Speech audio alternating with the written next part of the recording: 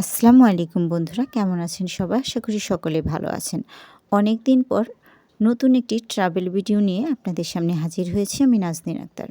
তো বন্ধুরা, আপনারা অনেক দিন ধরেই রিকোয়েস্ট করছিলেন যে জমিদার বাড়ির ভিডিও দিতে।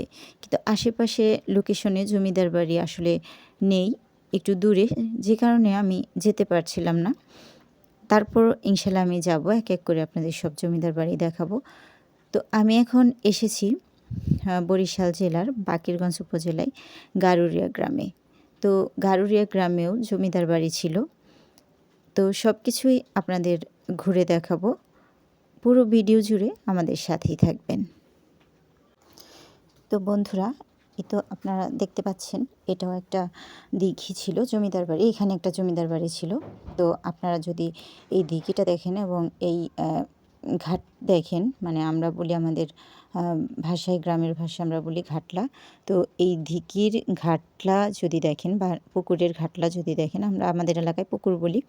তো জমিদার বাড়িতে সাধারণত দিঘি বলা হইতো। তো তাহলে আপনারা বুঝতে পারবেন যে এটা আসলে এখানে জমিদার বাড়ি ছিল। তো আপনারা দেখবেন পুরো ভিডিও।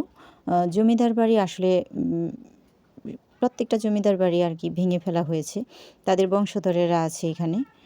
তো তাদের সাথে কথা বলেছি, তারা বলেছে এখন জমিদার বাড়ি আসলে সব ভেঙে ফেলা হয়েছে। তো তারপরও আপনারা পুরো ভিডিও দেখবেন, অনেক কিছুই দেখতে পাবেন। এইখানে জমিদার বাড়ি না থাকলেও এই এলাকায়, এই গারুরিয়াতে অনেকগুলো মন্দির এবং মঠ রয়েছে, যেগুলো পরিত্যক্ত অবস্থায় পড়ে আছে।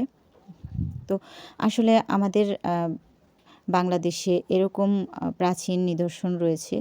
এখনও যদি এগুলো সংস্কার করা না হয়, ঠিক এই গারুরিয়া জমিদার বাড়ির মতোই সব বিলীন হয়ে যাবে সময়ের সাথে সাথে। তারপরেও এই গ্রামটা মাশাআল্লাহ অনেক সুন্দর, এবং এটা যে এই গ্রামে যে জমিদার বাড়ি ছিল এবং অনেক বড় বড় প্রাসাদ ছিল, সেটা বোঝা যায় দেখেই। এই পুকুরগুলো দেখলে আপনারা বুঝতে পারবেন যে আসলে এইখানে জমিদার বাড়ি ছিল। আর পুকুরের ঘাটলা যদি আপনারা দেখেন,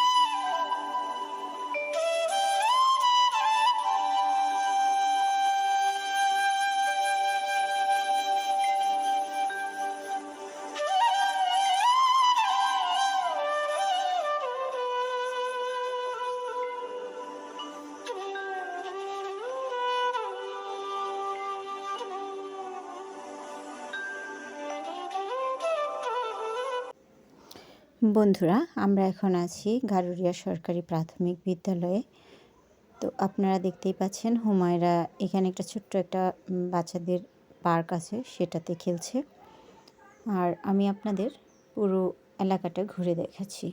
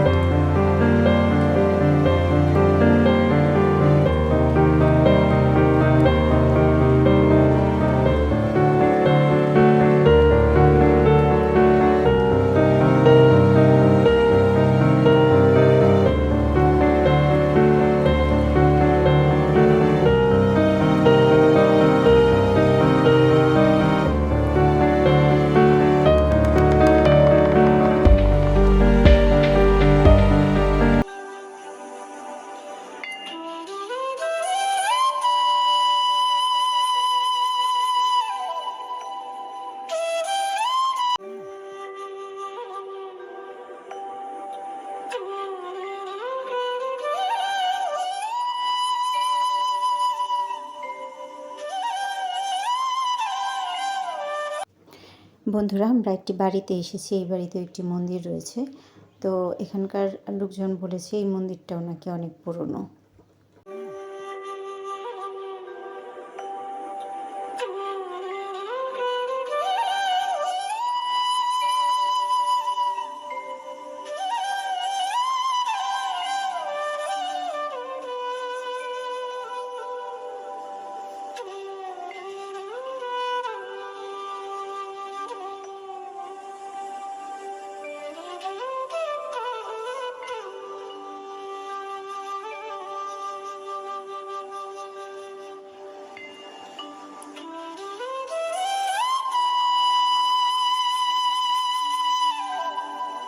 বন্ধুরা, আমরা এখন যেখানে এসেছি শুনেছি এখানেও জমিদার বাড়ি ছিল, আর আমি বিশ্বাস করি এখানেও জমিদার বাড়ি ছিল।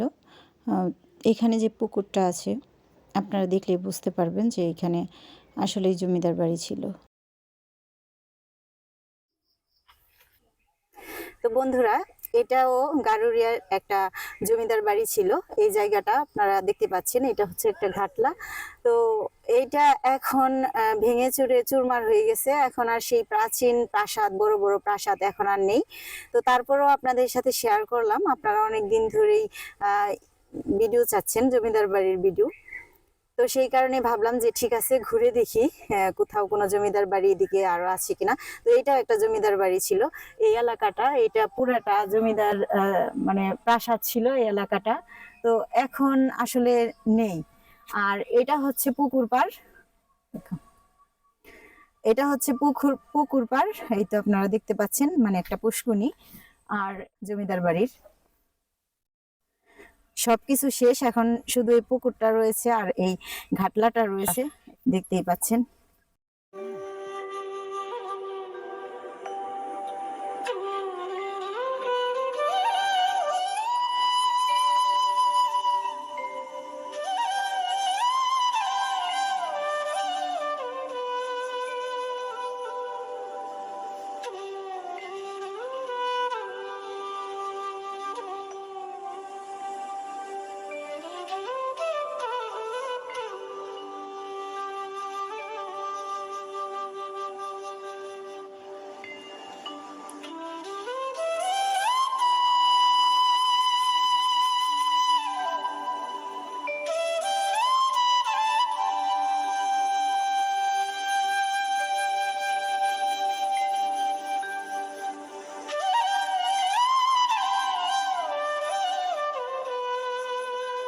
বন্ধুরা, এই গারুরিয়ায় এসে আমি আসলে জমিদার বাড়ি খুঁজছিলাম, কিন্তু আসলে জমিদার বাড়ি খুঁজে পাইনি।